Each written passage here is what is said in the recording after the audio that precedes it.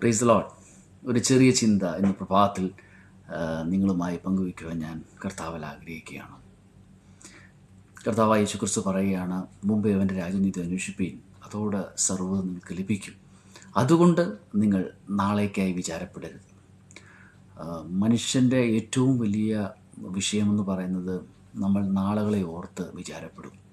അതുപോലെ കഴിഞ്ഞ കാലത്തെയും ഓർത്ത് നമ്മൾ വിചാരപ്പെടും. കർത്താവ് പറയുകയാണ്, നാളേക്കായി നീ വിചാരപ്പെടരുത്. അതാത് ദിവസത്തിന് ദോഷമുണ്ടല്ലോ എന്ന് പറഞ്ഞാൽ, ഓരോ ദിവസവും ജീവിതത്തിൽ സംഭവിക്കുന്ന കാര്യങ്ങളെ വിശകലനം ചെയ്തുകൊണ്ട് എങ്ങനെ മുന്നോട്ട് പോകാം, എന്താണ് നമുക്ക് തെറ്റുപറ്റിയത്, എവിടെയാണ്, എന്താണ് നമ്മുടെ ലക്ഷ്യത്തിലേക്ക് അടുക്കുവാൻ നമ്മളെ അനുവദിക്കാതെ തടയുന്ന വിഷയങ്ങളെന്ന് ഒരു വിശകലനം നടത്തി ആത്മീയ ബന്ധത്തിൽ കുറച്ചുകൂടെ വലുതാകുവാനാണ് നാം ശ്രമിക്കേണ്ടത്.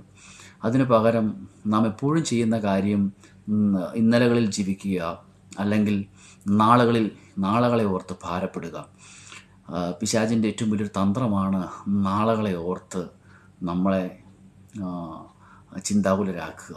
ആത്മീയ ജീവിതത്തിൽ വലിയ ഒരു തടസ്സത്തിന് കാരണമായി തീരുന്നത് അതുതന്നെയാണ്. അതുകൊണ്ട് നമ്മൾ എന്താണ് ചെയ്യേണ്ടത്? നമ്മൾ മുമ്പേ അവൻ്റെ രാജ്യനീതിയും അന്വേഷിക്കുക, കർത്താവിനോട് സംസാരിക്കുക, കർത്താവുമായുള്ള ബന്ധത്തിൽ മുന്നോട്ട് പോവുക. എന്നെ ചിന്തിപ്പിച്ച ഒരു വിഷയം, കർത്താവ് പുളിപ്പില്ലാത്തപ്പത്തിൻ്റെ പെരുന്നാൾ ദിവസം വരുമ്പോൾ ശിഷ്യന്മാർ ചോദിക്കുകയാണ്, നമ്മൾ എവിടെയാണ് നിനക്ക് പെസഹ ഒരുക്കുന്നത്, എവിടെയാണ്? അപ്പോൾ കർത്താവ് പറയുകയാണ്, നിങ്ങൾ നഗരത്തിലേക്ക് ചെല്ലണം. പത്രോസും യോഹന്നാനെയാണ് അയക്കുന്നത്. നിങ്ങൾ നഗരത്തിലേക്ക് ചെല്ലുമ്പോൾ അവിടെ നിങ്ങൾക്കെതിരെ കുടവുമായി ഒരു മനുഷ്യൻ വരുന്നത് കാണാം. നിങ്ങൾ അദ്ദേഹത്തിൻ്റെ കൂടെ ഒരു ഭവനത്തിലേക്ക് കയറി ചെല്ലണം. അവിടുത്തെ ഉടയവനോട് നിങ്ങൾ ചോദിക്കണം, ഗുരുവിന് പെസഹ കഴിപ്പാനുള്ള മാളിക എവിടെയാണ് ഒരുക്കേണ്ടതെന്ന് ചോദിക്കണം. അപ്പോൾ അദ്ദേഹം നിങ്ങൾക്ക് ഒരു വൻമാളിക, ഒരുക്കിയിരിക്കുന്ന ഒരു വൻമാളിക കാണിച്ചു തരും. അവിടെയാണ് നമ്മൾ പെസഹ കഴിക്കുന്നത്. എന്ത് വ്യക്തമായും എന്ത് കരുതലോടെയുമാണ് കർത്താവിൻ്റെ ശിഷ്യന്മാരോട് കാര്യങ്ങൾ പറഞ്ഞു കൊടുക്കുന്നത്. നമ്മൾക്ക് വേണ്ടിയും ചില ഒരുക്കപ്പെട്ട മാളികകൾ, ചില ഒരുക്കപ്പെട്ട ഫെസിലിറ്റികൾ കർത്താവ് നമുക്ക് വേണ്ടി ഒരുക്കിയിരിക്കുന്നു. അതാണ് ഞാൻ നിങ്ങളോട് ഇന്ന് പ്രഭാതത്തിൽ പറയുവാൻ ആഗ്രഹിക്കുന്നത്. ചിലതൊക്കെ ഒരുക്കപ്പെട്ടിട്ടുണ്ട്. അതുകൊണ്ട് ഭാരപ്പെടേണ്ട വിഷയങ്ങളില്ല.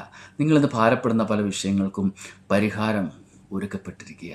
നമ്മൾ അതിനെക്കുറിച്ച് ചിന്തിച്ചാൽ നമ്മൾക്ക് യാതൊരു മറുപടിയും ലഭിക്കത്തില്ല. തൻ്റെ ജനത്തിനെ പുറപ്പെടുവിക്കുവാൻ കോരശ് ജനിക്കുന്നതിനും ഏകദേശം 250ഓളം വർഷങ്ങൾക്ക് മുമ്പ് കർത്താവ് യെശയ്യാ പ്രവാചകൻ പ്രവചിച്ച് പറയുന്നൊരു വാക്യമുണ്ട്, ഇരുട്ടിലെ നിക്ഷേപങ്ങളെയും മറവിടങ്ങളിലെ ഗുപ്തനദികളെയും ഞാൻ നിന്നെ തിരഞ്ഞെടുത്തിരിക്കുമെന്നറിയേണ്ടതിനു വേണ്ടി നിൻ്റെ മുമ്പാകെ ഞാൻ തുറന്നു വയ്ക്കും. കർത്താവ് വാക്ക് പറഞ്ഞാൽ വിശ്വസ്തനാണ്, വാക്കുമാറുന്ന കർത്താവല്ല. അബ്രഹാം പറഞ്ഞു, കർത്താവേ, അബ്രഹാമിനൊരു ദൂത് ലഭിക്കുകയാണ്, നീ എൻ്റെ അതിമഹത്തായ പ്രതിഫലവും പരിചയമാണെന്ന് പറയുമ്പോൾ അബ്രഹാം പറയുക, കർത്താവേ, എനിക്ക് മക്കളില്ല, ദമശ്കൻ എലയാസറാണ് എൻ്റെ അവകാശി. കർത്താവ് പറഞ്ഞില്ല, നിൻ്റെ ഉദരത്തിൽ നിന്ന് പുറപ്പെടുന്നവനാ. പുറത്തു കൊണ്ടുപോയിട്ട് പറഞ്ഞു, നക്ഷത്രങ്ങൾ എണ്ണാൻ കഴിയുമോ? എണ്ണാമെങ്കിൽ നിനക്ക് നിന്റെ സന്തതികളെ എണ്ണാം. അതുകൊണ്ട് വാഗ്ദത്തങ്ങളിൽ കർത്താവ് വിശ്വസ്തനാണ്. ചില വൻമാളികൾ നിനക്കും എനിക്കും വേണ്ടി ഒരുക്കിയിട്ടുണ്ട്. അതുകൊണ്ട് ഇന്നലകളിൽ ജീവിക്കരുത്, നാളുകളിലും ജീവിക്കരുത്. അതാത് ദിവസത്തെ ദോഷം മതി. അതാത് ദിവസത്തെ ദോഷത്തെ വിശകലനം ചെയ്യുവാൻ കഴിയാതെ, അതാത് ദിവസം എവിടെയാണ് വീണുപോയെന്നറിയാതെ, എന്തിലാണ് നമുക്ക് കുറവ് പറ്റിയെന്നറിയാതെ നാളുകളെ ഓർത്തുകൊണ്ട് വിഷമിക്കുന്ന ജനങ്ങൾ, അതുപോലെ ഇന്നലകളെ മാത്രം ഓർത്തുകൊണ്ട് വിഷമിക്കുന്നവർ. അതുകൊണ്ട് കർത്താവ് പറയുന്നു, നിങ്ങൾ മുമ്പേ അവൻ രാജ്യനീതിയും അന്വേഷിച്ചാൽ മതി, അതോടുകൂടി സർവ്വതും നിങ്ങൾക്ക് ലഭിക്കും. ചില വൻമാളികകൾ നമ്മൾക്ക് വേണ്ടി ദൈവം ഒരുക്കിയിട്ടുണ്ട്.